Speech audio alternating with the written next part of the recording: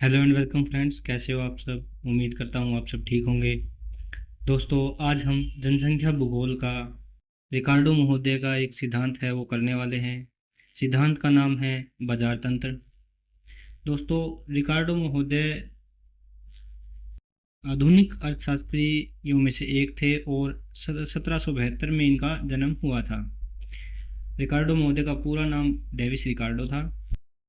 रिकार्डो महोदय स्मिथ महोदय और मोल्थस महोदय से बहुत ज़्यादा प्रभावित और प्रेरित थे। रिकार्डो ने श्रम का वर्गीकरण एवं उसके स्थानांतरण के आधार पर उनको मानकर बाजार तंत्र के सिद्धांत को है वो विकसित किया था। इन्होंने अपने बाजार तंत्र के सिद्धांत में श्रम को है सबसे अहम माना है। जो इन्होंने कहा है कि श्रम तब तक ही लोकप्रिय होता है जब तक वह प्रचुर मात्रा में और सस्ता हो।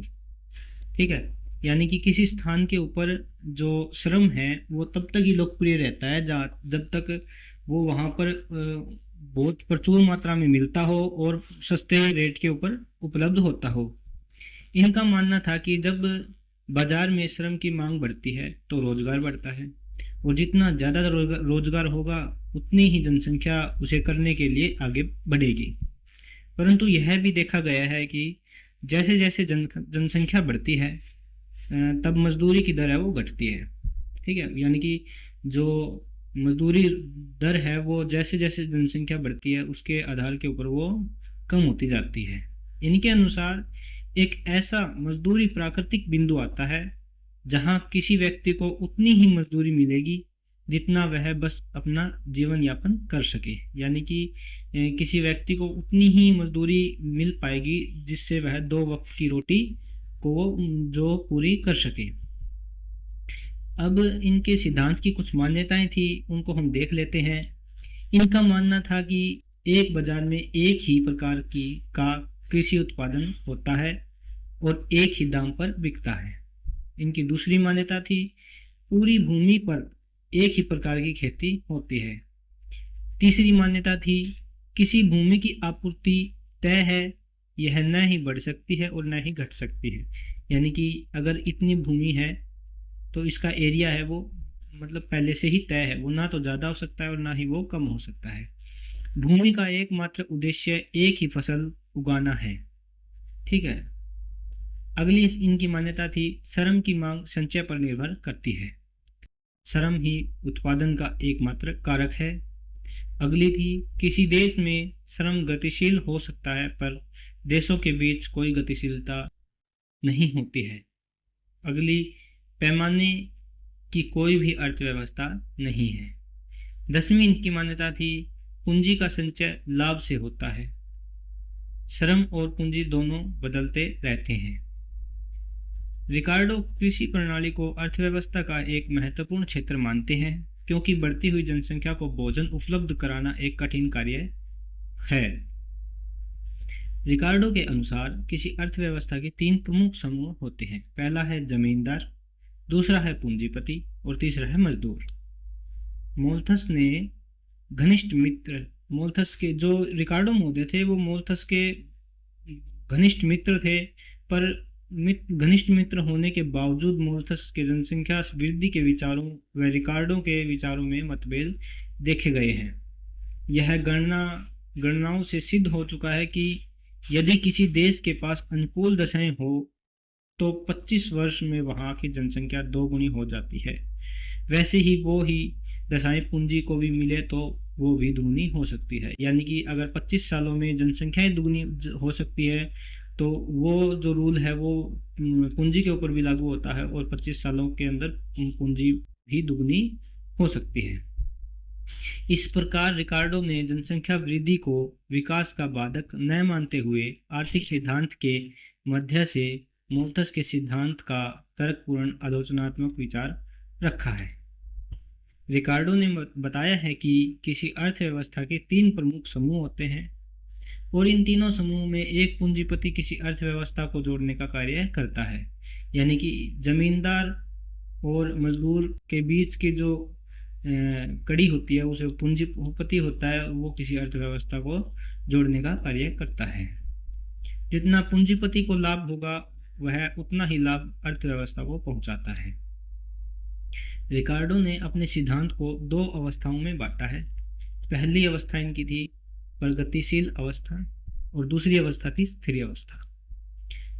इनकी प्रगतिशील अवस्था में, इस अवस्था में रेट ऑफ प्रॉफिट बढ़ता है। रिकार्डो के अनुसार जब कोई अर्थव्यवस्था प्रगतिशील अवस्था में होती है तब उसका मुनाफा बढ़ता है, और जब मुनाफा बढ़ता है तब पूंजी का संचय होता है और वो बढ़ता है, और जब पूंजी का संचय बढ़ता है तब निवेश बढ़ता है, और जब निवेश बढ़ता है तो रोजगार बढ़ता है, और रोजगार बढ़ने के बाद फिर से मुनाफा बढ़ता है, और ये प्रक्रिया जारी रहती है। इसके अलावा किसी अर्थव्यवस्था में जितने भी गतिशील चीज़ें होती है जैसे प्रॉफिट, जीडीपी इत्यादि, वो सब बढ़ता है। इसमें महत्वपूर्ण बात यह बताई गई है कि जितना अधिक रोजगार बढ़ेगा जनसंख्या भी उतनी ही अधिक बढ़ेगी, और जनसंख्या बढ़ने पर भोजन और खाद्य सामग्री की जरूरतें भी बढ़ जाएगी। भोजन की जरूरतों को पूरा करने के लिए अधिक उत्पादन करना पड़ता है और सारी मजदूरी उसी में लगानी पड़ती है, जिससे विकास दर गिर जाती है। अब बात करते हैं स्थिर अवस्था की। जब खाद्य सामग्री की जरूरत पूरा करने के लिए पूरा रोजगार उसमें लगा दिया जाए और यह प्रक्रिया लगातार चलने पर एक समय ऐसा आता है जब मजदूरों को देने के लिए पूंजी नहीं रहती है और वह पूंजी शून्य हो जाती है और अर्थव्यवस्था स्थिर अवस्था में आ जाती है, यानी कि उसके बाद अर्थव्यवस्था में कोई भी बढ़ोतरी नहीं देखने को मिलती है। इस अवस्था में निवेश और मुनाफे की दर दोनों मिल जाती है और स्थिर अवस्था हो जाती है। इस ग्राफ की सहायता से आप देख सकते हैं, ये आउटपुट एक्स एक्सिस पर और एम्प्लॉयमेंट वाई एक्सिस पर। इसमें देख सकते हैं इन्वेस्टमेंट, रेंट, प्रॉफिट, ये सब दिखाया गया है, और जो ये बीच वाली रेखा है ये सब्सिडेंस लाइंस, यानी कि किसी मजदूर को उतनी ही वेतन मिलता है जिससे वह जीवन अपना यापन कर सके, और ये C1, C2 और ये C3 है, ये इनको क्रॉस करते हैं, और जो ये ऊपर पहली लाइन दिखाई गई है प्रॉफिट की दिखाई गई है, और दूसरी लाइन है जो रेंट की या दिखाई गई है। ठीक है, आगे बात करें इनके सिद्धांत का निष्कर्ष क्या था। निष्कर्ष में देखें तो यह सिद्धांत विकास से संबंधित सभी समस्याओं से निपटने का प्रयास करता है। इस सिद्धांत में अर्थव्यवस्था को समय के साथ परिवर्तनशील माना गया है। एक समय के बाद अर्थव्यवस्था स्थिर अवस्था में आ जाती है। यह सिद्धांत श्रम के ऊपर मुख्य प्रकाश डालता है। तो दोस्तों, रिकार्डो महोदय ने ये अपना ये सिद्धांत दिया। इन्होंने दो अवस्था में अपने सिद्धांत को रखा, और जो श्रम है उसको प्रमुख मानते हुए इन्होंने अपना ये सिद्धांत दिया था। ये आधुनिक अर्थशास्त्री थे, इसलिए इन्होंने जो श्रम को है वो प्रमुख माना था। तो दोस्तों, ये अपना जनसंख्या भूगोल का एक सिद्धांत था। उम्मीद करता हूँ आपको समझ में आया होगा, और मिलते हैं हम एक और नई वीडियो में। तब तक के लिए धन्यवाद।